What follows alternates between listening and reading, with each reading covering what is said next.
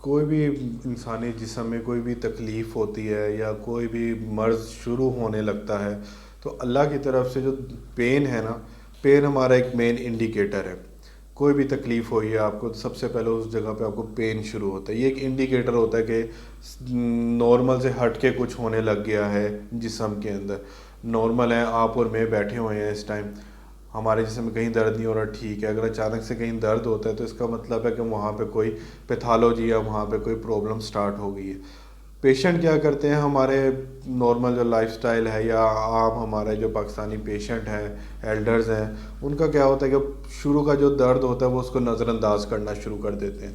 हालांकि कहते हैं कि ये दर्द आया कोई नहीं, ख़त्म हो जाएगा, या उसको थोड़ा बहुत सा कोई एक आधा पैराडोल ले लिया, जो भी है उससे उन्होंने थोड़ा सा ख़त्म कर लिया, बट नज़रअंदाज करना शुरू कर देते। फिर वही बढ़ते बढ़ते बढ़ते बढ़ते सीवियरिटी पे पहुंच जाता है और वो आखिरी स्टेज तक चला जाता है कि जहाँ पे घुटना तब्दील करने। अगर तो पेशेंट जिस टाइम उसको अर्ली पेन या अर्ली आर्थराइटिस के साइन शुरू होना स्टार्ट हुए हैं, जैसे इस वीडियो के शुरू में बताया कि जॉइंट्स में हल्का हल्का दर्द शुरू हो, तो उसको चाहिए उसी टाइम ही अपने डॉक्टर को, अपने फिजियोथेरेपिस्ट को कंसल्ट करें और अपने घुटने की एक प्रॉपर एग्जामिनेशन करवाए।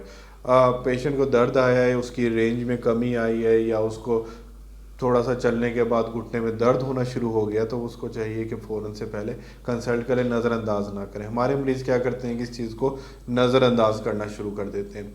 एक और जो अहम गलती इसमें मरीज़ करते हैं, जब हमारे पास मरीज़ आते हैं हम उनको कुछ एहतियातें बताते हैं, जिसमें होता है कि आपने नीचे नहीं बैठना, नीचे नहीं बैठना कि ऊंची जगह पे बैठे, सोफ़े वगैरह या जिस तरह होते हैं वो निचली जगह होती है, उनको परहेज़ करना चाहिए।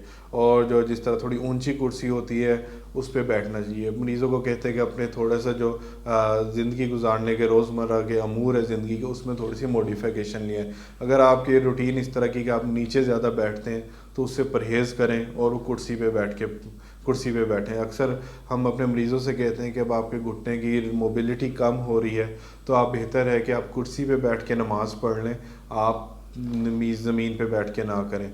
आप अपनी जो आपका पलंग है जिस पे सोते हैं, अगर उसकी हाइट नीचे है तो उसकी थोड़ी सी मॉडिफाई करें, उसकी हाइट ऊंची कर लें, ताकि आपको उठने और बैठने में आसानी रहे।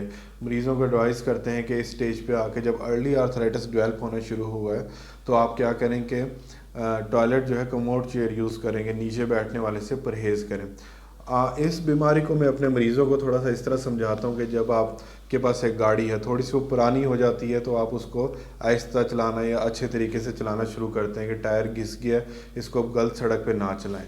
इसी तरह जब आपके घुटने भी ख़राब होना शुरू हो जाते हैं तो आपको एहतियात बरतनी चाहिए। सीढ़ियों पे ख़ास तौर पे पेशेंट ज़बरदस्ती दर्द बर्दाश्त करता जाएगा और अपने आप को आखिरी स्टेज पे ले जाएगा। उसको चाहिए जिस घुटने में तकलीफ़ है उस घुटने पे ज़रा ज़ोर कम डाले। सीढ़ियाँ चढ़ते हुए जो दूसरे वाला घुटना है उस पे पहले पाँव पर रखे, दूसरा पाँव उसके बराबर लेके आए, जिसको हम बेबी स्टेप कहते हैं, चढ़ने के तरीके को हम। और इसके अलावा नीचे बैठने से उसको बताया कि परहेज़ करना चाहिए।